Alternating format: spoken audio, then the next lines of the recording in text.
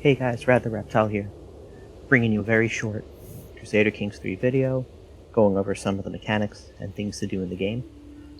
Before I start this video, I just want to say there's one major assumption I'm taking in as I make this video.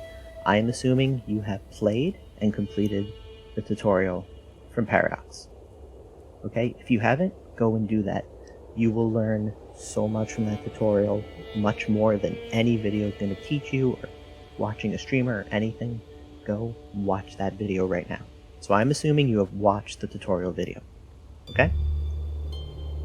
So assuming you've watched that, we're picking off with who you play as in the tutorial, which is Munster. Now you'll notice a couple things a little different. I have less gold, a much smaller army. The reason is I'm not using the tutorial, I'm using just the regular start. And Munster starts off much stronger in the tutorial. They give you extra gold, they give you extra army to make it a little bit easier for you. However, the things I explained to you aren't going to really change based on that. Just if you're wondering, like, why does this look different, it's not because there's like a major difference. I'm just playing a harder start without the tutorial. So welcome, you've watched the tutorial. Good job. Now let's get into it. So what I'm going to teach you guys today are 3 things that Paradox doesn't give you, and I call them the 3 W's that go beyond the tutorial that you need to know. What are the W's? Wives, war, wealth. Those are the 3 W's of Crusader Kings that you need to know if you want to really get into this game and get the thousands of hours of fun out of it that Paradox doesn't really explain. So let's get started with the first W, wives. So here's my character. Paradox taught you already. You're not married. You need to get a spouse.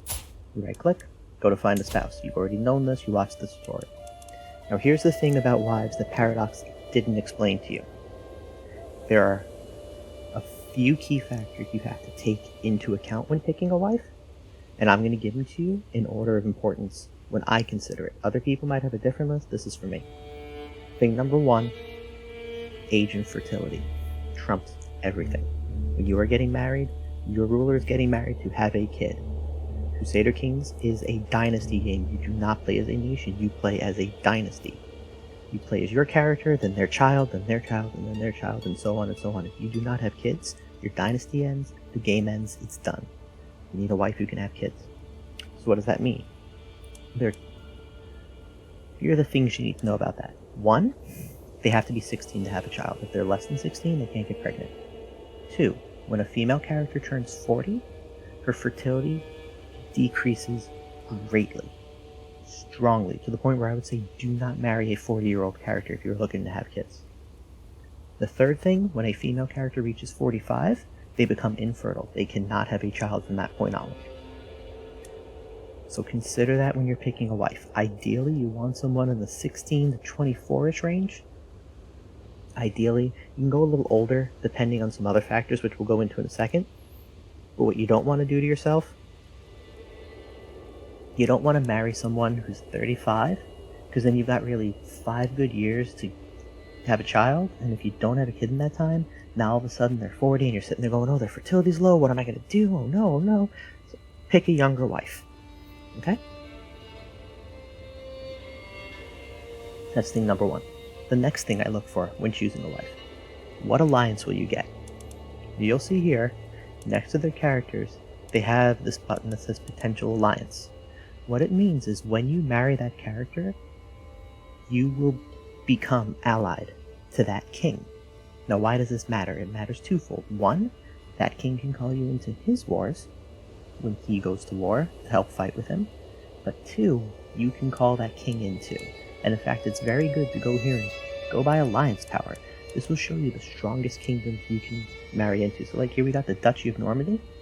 Let's take a look real quick. I have 352 troops. That's it. It's not a lot. Let's take a look at the Duchy of Normandy. He has 5,000 troops. What does that mean? That means if I marry this character right here, based on no other traits, she's 17, she can have kids, she's young. If I marry her, when I go to war and I call him, he's gonna come. And when he shows up, I'm not fighting with 352 troops. I'm fighting with 352 troops and he's going to bring over his 5,000 troops. It's complete game changer, especially early on when you're a small nation, to have a very strong ally with a huge army. And you can literally just sit there and be like, here's my ally, put my hands up, they're going to come and take care of everything. So alliance is a huge factor to look into. That's thing number 2 that I would consider, alliances. And these aren't limited to who you marry. You can get alliances for who your kids marry as well. So sometimes you can marry off your daughter to someone, get a huge alliance, and now all of a sudden you got thousands of troops to go to war with. They do have to come over from where they're at, so his guys are in Normandy. So like I have to consider they got to go by boat and come over. But again, this is his land, so I got to consider they're going to come over from here. But all those troops are going to fight with me. If he honors the call, which they usually will, unless they really hate you. He's at -1 when we get married. He's going to get a bunch of bonuses. He'll like me. He'll come. If they honor the call, they're bringing all those troops, and you'll crush people. So that's the second thing I look for, which makes her a really good choice. The third thing I look for, inheritable traits. You can find this if you go to toggle filter and look for... I always have a hard time finding inheritable traits. You want inheritable. So what are inheritable traits? These are inheritable traits. They're things like Amazonian, which gives you 8 power, huge boost to health, and extra attraction and opinion, right? They're things like, thank you for going away, quick, which gives you +1 to all your skills. They're things like hail, right? You see all these, they give positive bonuses. Green ones are positive, they give good things. Red ones are negative, they give bad things. They're not so good, like being feeble. Okay, those are inheritable traits. Why are these important? They're important because, well, they can be passed on to your child. If I had a child with this character, there's a chance that my child could be quick, because now the genes to be quick are in the gene pool. But more importantly, they'll stay in the family pool, so even if my child isn't quick, he still has a chance to have a kid who is quick, because this trait is in the gene pool. They're very good. They're not as good as alliances, because as good as it is to have +1 to all skills, it is a lot better to have 5,000 troops fighting by your side. They're very good. And if you can get someone, you might look at this alliance and be like, well, what about this skinny? What are they bringing me? Okay, only 300 troops. It's a lot less. But quick is really good, right? If you consider these things. So inheritable traits are very important. The third and final thing I consider when choosing a wife is their stewardship. You want the highest stewardship, you click on it, goes by the highest one. So right here we got the character with the best stewardship. Now she has an inheritable trait, which is really good, but she doesn't come with an alliance, and that kind of sucks. Why do I care about stewardship? Stewardship matters because stewardship determines your dements. That's this number up here, this 1 out of 5. How many holdings you can personally have. You want to have more holdings. Why do you want to have more holdings? What even is a holding? A holding is a castle that belongs to you. This is a holding. See how we say Thomond, I'm the Earldom of Thomond? You see how it's got my picture? I own Thomond, as opposed to Ormond, which someone else owns. Now, I'm in charge of Munster, so Ormond's still under me. But here's the difference. For Ormond, I get everything. You see how the levies are 225 troops and the tax is 1.76? That means I get all 225 troops out of Ormond. That's more than half my army. I get 1.76 tax. Let's look at Ormond.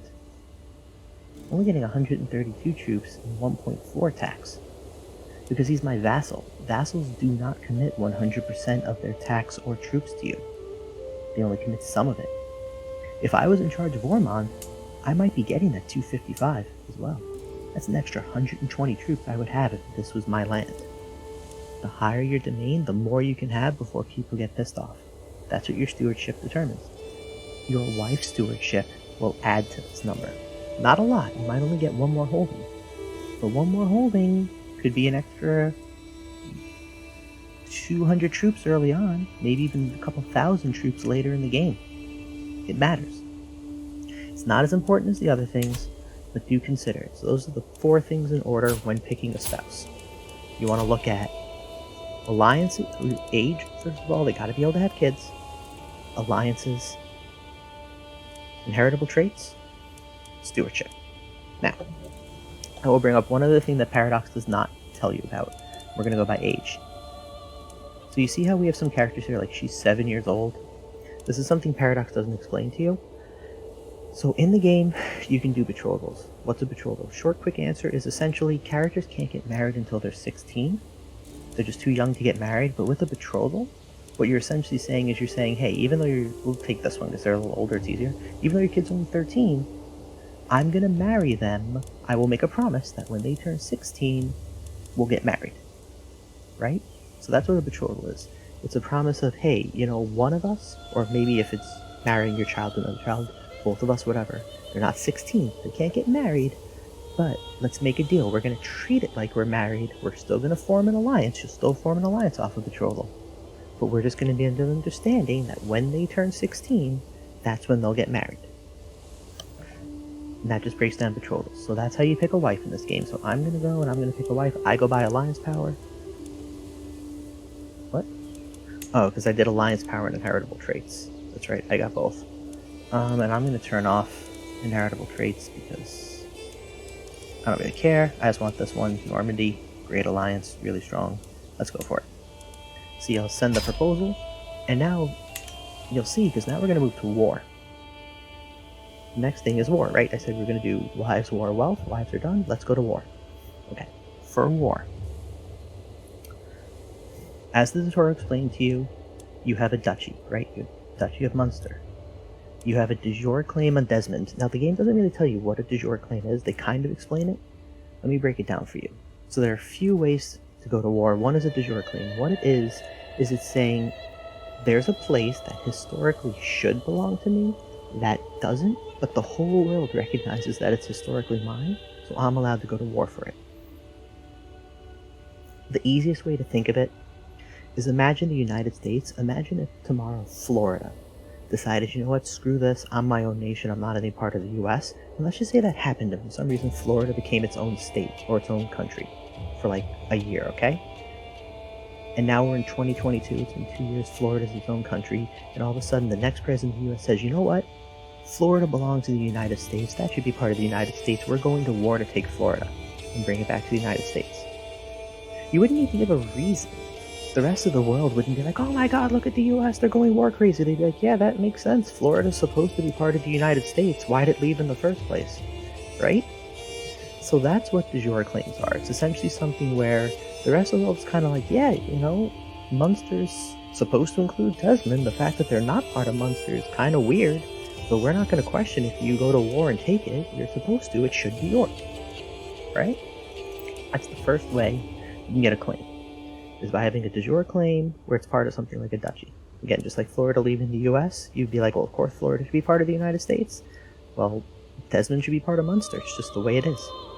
Later on, when you can form things like kingdoms, so if I was like King of Ireland, then, you know, if I wanted to go to war with Ulster, it'd be the same thing.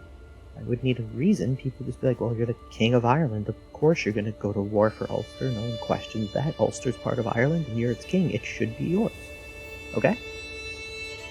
So, that's another thing that they haven't explained to you, that you guys need a little clarity on. So that's how those work.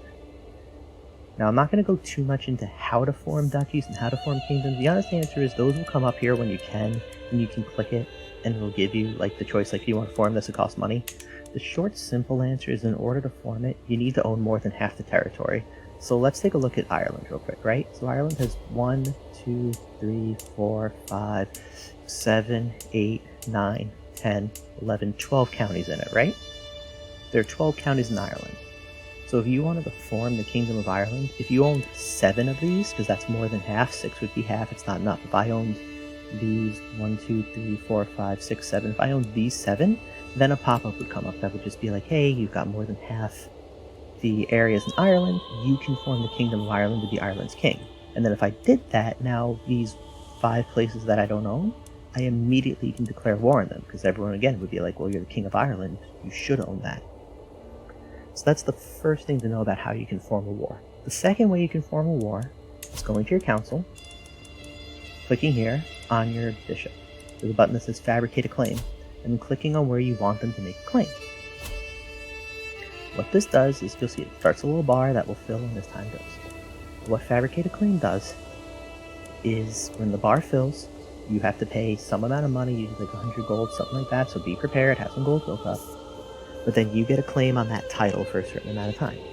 You have a reason to go to war. And in the game lore, the guy is writing a bunch of papers and making stuff up.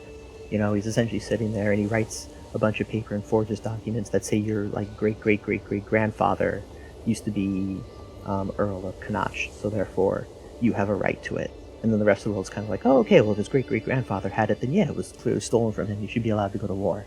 That's like the game lore side of it. The reality is just when the bar fills, you can go to war for it. So that's the second way you can go to war.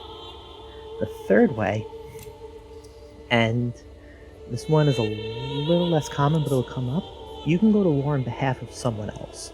So if, let's say, my vassal over here, if he somehow had a claim on Osiroi, I can go to war with Osiroi on his behalf and say, hey, I'm going to war. I'm not going to get it when the war ends.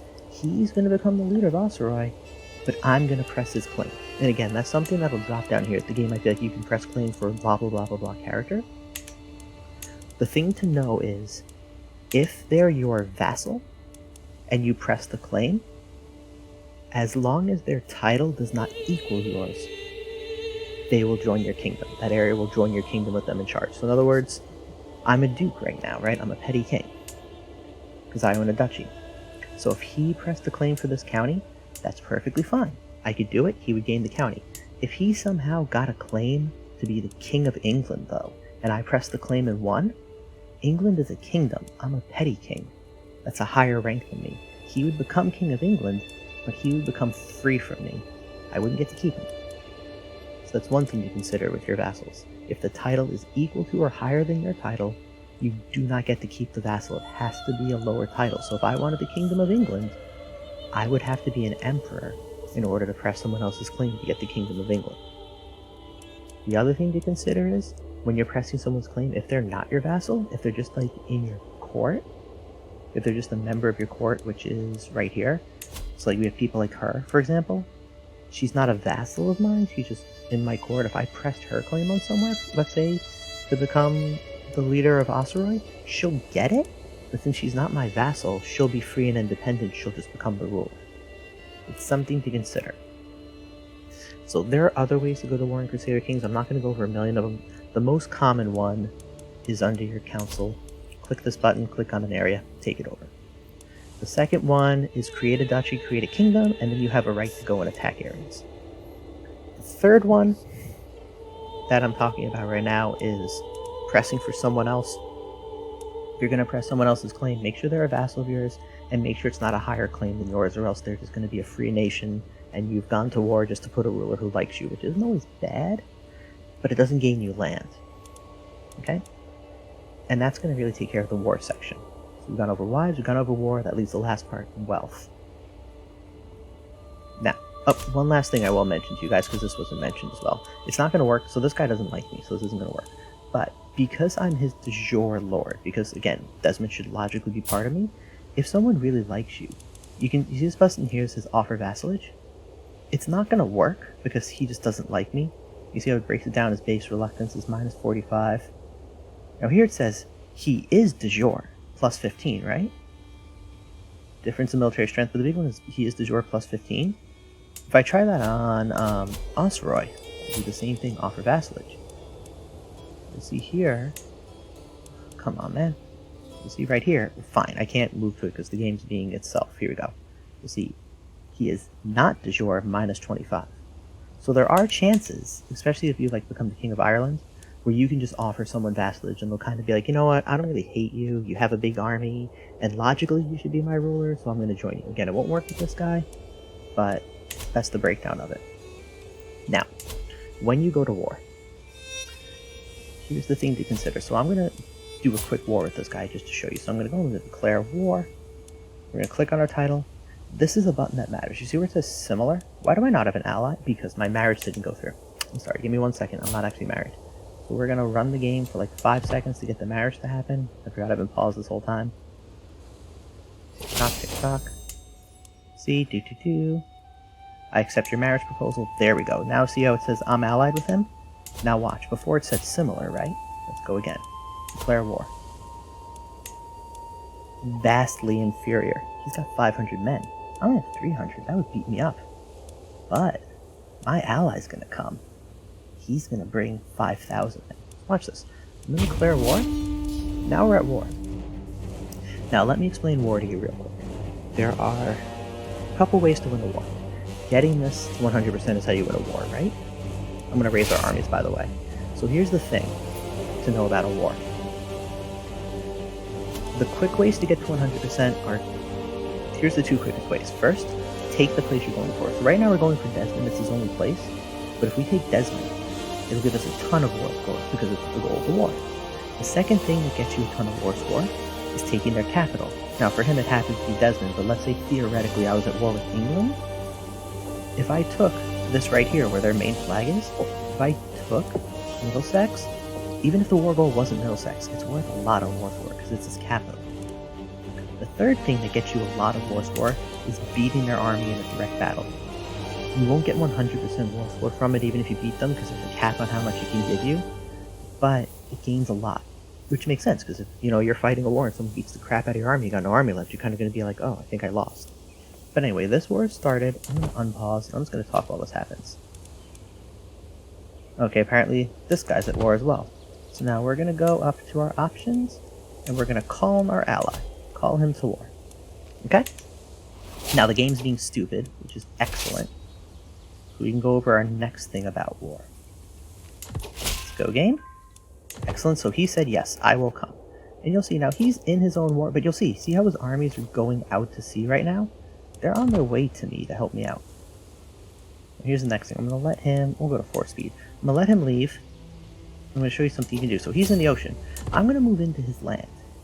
I don't care about fighting his army, but see this guy's, this is our enemy. So now he's sieging this area, right? And that's a problem. Now this is something to notice. You'll see he's sieging. I'm not. See how this bar's not filling? If your army does not equal their army size that they have as their levies left behind, so if this number isn't bigger than that number, you will never progress on the siege. It just won't happen.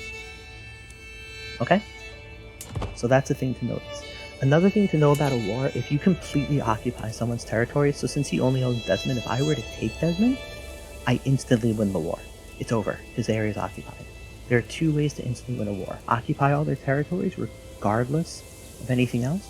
Number 2, if you manage to capture their leader, you will instantly win the war. Okay? So that's a breakdown of war, and we'll see... Oh, is he at war with England? Okay, so he might not come because he's in his own war. Who really cares? I'm not really interested. I'm going to move back. We're not really playing it, but I just wanted to show the start of a war screen and kind of just explain the 2 real quick ways to win a war, because people get really confused. The big things are own all the territories, go for the place you're claiming, then the capital. If you own all the territories, they insta-lose. If you capture their king, they insta-lose. Okay? The other thing to consider is you see these rivers? If you cross a river to fight an army, so if his army were to go from here to fight someone here, you take a major penalty from crossing the river when you battle. And also know defenders are always at advantage. You might not win if you're a defender, but if you're defending, you're more likely to win than if you're attacking. Okay, so that's war. I'm not going to play this war out because we're not here to do a long thing. I'm trying to make this quick. The last thing is wealth. And I'm going to kind of combine a couple things in wealth. It's really about building up your kingdom. Because I've heard many people say, how do I get more money? How do I get more soldiers? How do I do this? How do I do that? Here's how you do it. It's all about your land development. Well, here's the very first way you can get more money. If you have a high amount of piety, and you go to the Pope, now I won't be able to do this because he's too far away, but if you're in the tutorial, he's not too far away. But there's an option that says, ask the Pope for money. If you have high enough piety, you give him piety, he gives you 100 gold. It's a very quick way if you're Catholic. But here are the main ways you build up your money. By clicking on your province that has your main castle, and you have your development down here, you can construct buildings. See, we already have one. We have castle lands. It gives us a tax of 0.3 ducats per month. And it takes me some building time. But this makes us money. I could, if I had enough money, upgrade it. When it's upgraded, I'll get even more tax. It'll increase to 0.5 ducats a month. I'll make an extra 0.2 ducats a month.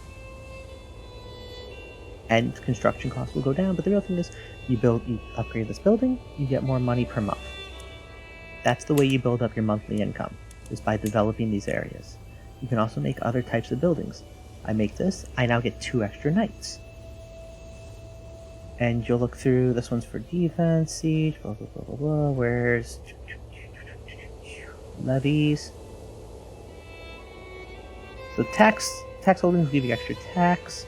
Where's the levies one? Why is this hiding from me?